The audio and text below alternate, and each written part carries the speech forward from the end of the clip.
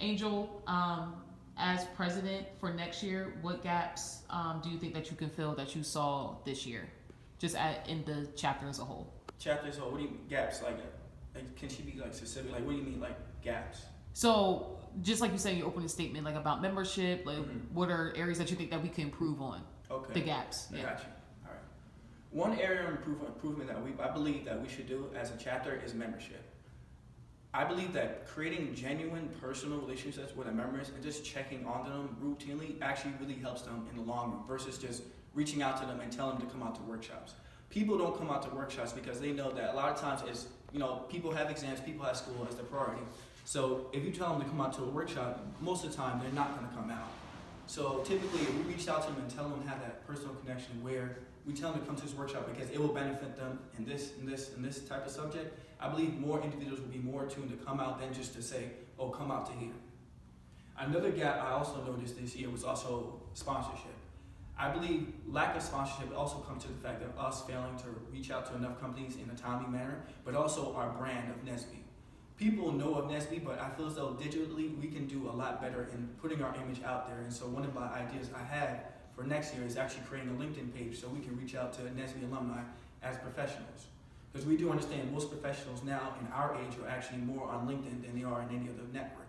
So I believe that reaching out to Nesby alumni through LinkedIn is a great way in order for them to interact, since most of them frequently use LinkedIn in their early careers. Another gap I see is our programming. Programming needs to be of more quality than quantity. We notice that because there's dwindling membership, we know that year by year it's going to fluctuate. But at all times, I feel as though we should always focus on the quality, because the better quality of the program, the better amount of individuals who will come out. For instance, the UPS info session that I hosted, UPS came out and we had at least 25 to 30 individuals come out to our workshop, and it came out to an incredible outcome only because of the fact that not only did individuals get to actually learn about what UPS does and the type of opportunities that they hold, but they were actually looking at all types of majors, and individuals were getting hired for interviews on the spot. So I believe those three right there are probably the three main keys we need to focus on this upcoming year. Our brand of Nesby, our membership, and our sponsorship from companies. Okay. Do you plan on being on any other executive boards this upcoming year? No, I do not plan to be on any other executive boards this upcoming year. Okay. How many credits are you taking next year? Next year, currently, I'm in a financial hole with the bursar, so currently I'm not registered for the upcoming year.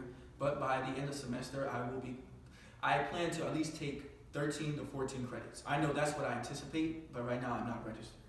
Okay, and how do you plan on working around your course load as president?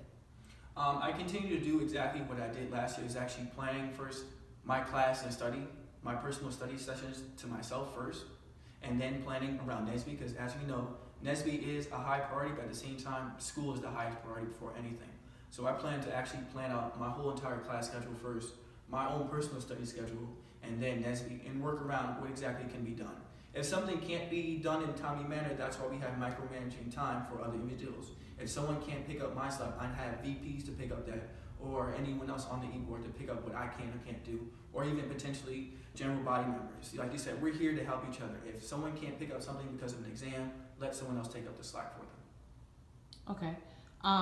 What experiences can you take from your time on the executive board from this year and the previous year that you would use in order to develop and push our chapter forward?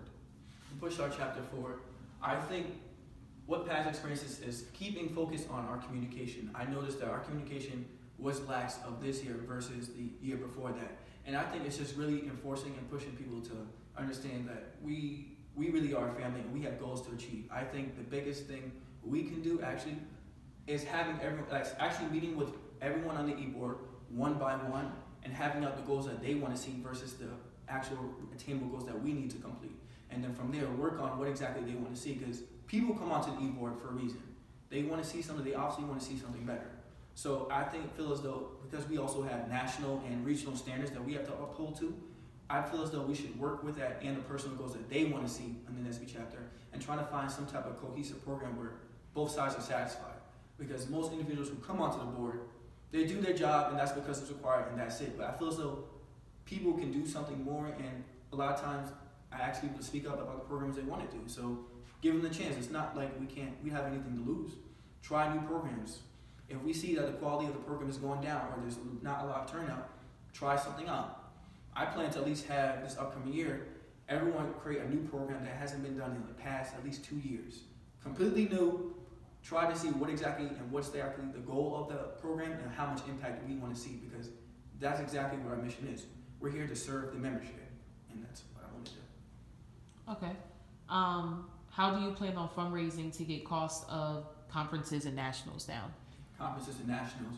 I plan to speak actually to the dean of NCE to actually show him the progression of the NSB chapter and how much impact it has on this campus. Because of that, I'm gonna actually request for him more funding, not only from him, but from other departments who are willing to show that students from NJIT can succeed. Students also from NSB NJIT can also succeed as well, and highlight that as this is something that they want to diversify the workforce for. Then you need to actually invest. Let's just not say fund or sponsor. Let's say you are investing in potential that could potentially have individuals go on to companies, and then when they come back, recruit those same individuals from the same talent pool that we have. Okay. In what ways do you plan on reaching out to our alumni next year? To alumni, as I previously said, the best way of contacting individuals is actually through LinkedIn and personal emails or cell phones. Our first go-to one would always be emails, but if I don't get any response, then personal phone calls might be necessary.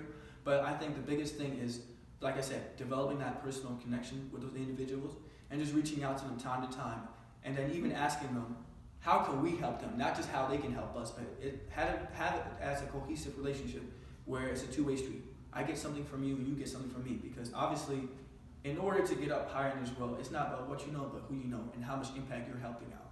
So if there's any way to show that we can have individuals, say, apply to a certain job and show them that, they want to diversify the workforce, it helps them in the long run. And then from there, we can also see as, okay, we've had at least, 3 or 4 members from NSB get hired from this company. I feel like it's a greater chance of us actually asking for funding, being that they have talented individuals working for that company already. In what ways are you better than your opponent, Rakaya? In other ways, I'm better than my opponent, Rakaya. Mm-hmm. I would say this. I'm an individual who really develops close personal relationships with individuals, not only just in NSB, but in NJIT. I personally feel as though I don't go out my way at a convenience, whether it's in NSB or something, or put some political game or academic game out of people. I generally just ask people who they are and what they do, and try to define the potential of what they can do and how I can help them elevate them themselves. See, I feel as though Rakai just does these things just out of just the convenience because it suits her, but sometimes I put myself out the way to help people because I genuinely care. I started to understand it's not about what I can get from NSB, but how I can help other people through NSB, and that's why I personally feel as though. Okay. So currently NJIT is probably one of the top chapters within Region 1, maybe close to top 10 in the whole society. As you know, we won National Large Chapter of the Year. We kind of been riding off that fire this year. So how do you plan on keeping our chapter at the current status that it is within the society in the region?